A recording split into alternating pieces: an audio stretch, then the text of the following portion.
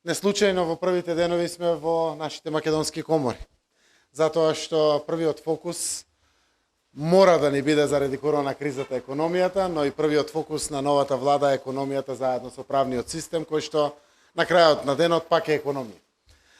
Сакам да испратам порака овде пред деловните луѓе од нашата македонска економија, пред се представниците на најголемиот број на мали и средни предпријатија во државата, членки на оваа значајна наша комора, е дека владата е тука да помогне, да пружа рака, да подаде рамо, тогаш кога е тешко, а преку оваа порака сакам да испратам порака и до сите граѓани, дека државата е стабилна, дека државата постои да им помага на граѓаните и на стопанството и секако во диалог со стопанските комори, со синдикатите и со сите учесници во општествениот живот, ќе бидеме со намера да бидеме најдобар сервис и во ова тешко време на корона криза. Како што реков, предвидувањата и светски и европски, но и на нашите експерти се дека следните 6 до 8 месеци кризата продолжува, секако се до измислување на вакцината и влегување во употреба на самата вакцина за корона кризата и целиот овој период мораме да го поминеме заедно. Заедно сме посилни, заедно сме попаметни и максимално мудроста да извлечеме. Во едни такви околности државата, еве како што каже и претседателката и ние најавивме, веднаш почнуваме со процес на дискусија, дебата, консултации за креирање на следни пакети на мерки на подршка на стопанството, на економијата, но и на граѓаните, за да можеме, како што рековме, полесно да го пребродиме овој период. Владата е стабилна, коалицијата која што е формирана е силна, изградена на основа на вредности и ја испраќа пораката на предвидливост. Оваа порака верувам дека е многу значајна за секој деловен човек, за секоја компанија во земјата, заради тоа што предвидливоста за мене, а и според сите аналитичари и стручни експерти, значи храброст доволна да се туркат сите процеси. Дали е тоа планирањето за семејството, дали е тоа планирањето за компанијата, за малиот, за средниот, за големиот бизнис, е важна предвидливоста како момент.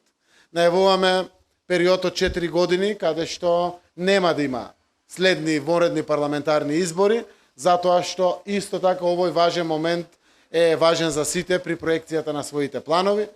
Најавуваме стабилен период во даночната политика, како што дискутиравме со коморите пред изборите, но и во претходниот период на заедничка соработка, даноците треба да бидат стабилни и предвидливи. Ако се случи било каква промена на данок, таа треба да биде навремено најавена, исконсултирана и на еден начин оставен доволен период од година, година и пол за почеток на нејзина имплементација. Ние немаме такви најави, ниту има потреба. Денеска е ред тоа да го соопштам и за јавноста, но и за членките на Сојузот на Стопанската комора и раководството, дека данокот на добивка останува 10%, секако продолжуваме со одложување на контациите од данокот на добивка, заради тоа што е тешко време на остварување на добивките. Персоналниот данок на доход останува 10%. После кризата ќе отвориме дебата за правичноста во даночната постапка, но сето тоа ќе биде една дебата која што треба да биде од полза и на компаниите, и на граѓаните, и на сите, но и овој данок останува фиксен со 10%. Главна задача ќе ни биде борбата против сивата економија и верувам дека овде ќе ни помогне многу Сојузот на Стопанска комора и другите комори секако, но и Сојузот има многу длабинска и убава анализа, која што нормално ќе биде од корист на државата, заедно со Управа за јавни приходи, македонски царини и државните инспекции, да го откорениме ова зло. Почнавме со неколку мерки и верувам дека во идниот период ќе изградиме уште посилни мерки, но и пред се преку зајакнување на инспекцијските служби, да буквално се избориме против сивата економија, која што според нас е поголема од 30%, Меѓународниот монетарен фонд вели 37%. Ова не е само штета врз буџетот на државата и парите на граѓаните, туку е директен атак и удар врз честните фирми, легалните субјекти кои што работат во нашата земја и затоа треба час поскоро да се избориме за оваа работа. Главен фокус, токму дојден од Сојузот на Стопански комори, е борбата за отстранување на најголем процент на парафискалните давачки, тие давачки кои што го обременуваат малиот бизнис, дали се такси за редовно контролирање на фискална каса, дали се, не знам, одредени давачки процедури кои што ги имате никаде во светот не се наплаќа, тука мора да ги платите или слично. Таргет на владата е до крајот на мандатот барем 75% од овие парафискални давачки да ги отстраниме. Истовремено ќе имаме и одредено намалување на даноци, се со цел да стимулираме развој на економијата, посебно на новите технологии, информатичките технологии. Во 2021 година од 18% ќе паднат на 5%, 22 на 3% и 23 година на 0%. Зошто? Сакаме да мотивираме и млади кадри, но и компании да инвестираат токму во тие области. Во делот на угостителството и туризмом, пред се ресторанските услуги, до сега имавме два даноци, 18% е на храна, ако ја носите дома, ако јадите во ресторан, таа е 5% и правеше голем проблем во овој дел од бизнисот.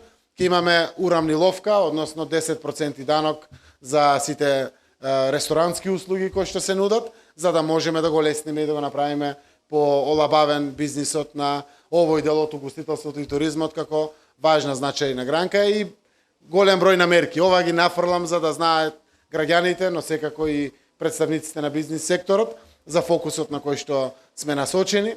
Имаме влада со квалитетни луѓе, пред се економските ресори се денес овде со нас, подготвени да служат на граѓаните и на бизнисот.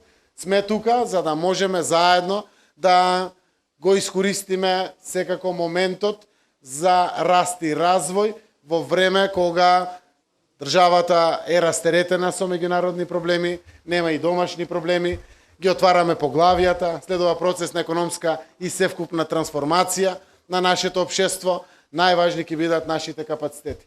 Уверен сум дека ако искрено соработуваме со деловната заедница, дека ќе ги максимализираме резултатите и успесите од таквата соработка, а бенефит ќе имат сите граѓани, целото стопанство, кое што на крајот се мери низ бројки, а тоа е повисок економски стандард, поголема профитабилност на компаниите, повеќе работни места, зголемен извоз, зголемен севкупен промет и на крајот севкупно квалитетот на живеењето. Не би должел многу, останувам на располагање за евентуални ваши прашања. Ние после тоа ќе продолжиме на работна средба заедно со деловните луѓе и ние од владата да ги разработиме првите детали следни чекори за продолжување на и досегашната успешна соработка со Сојузот на стопански комори на Македонија.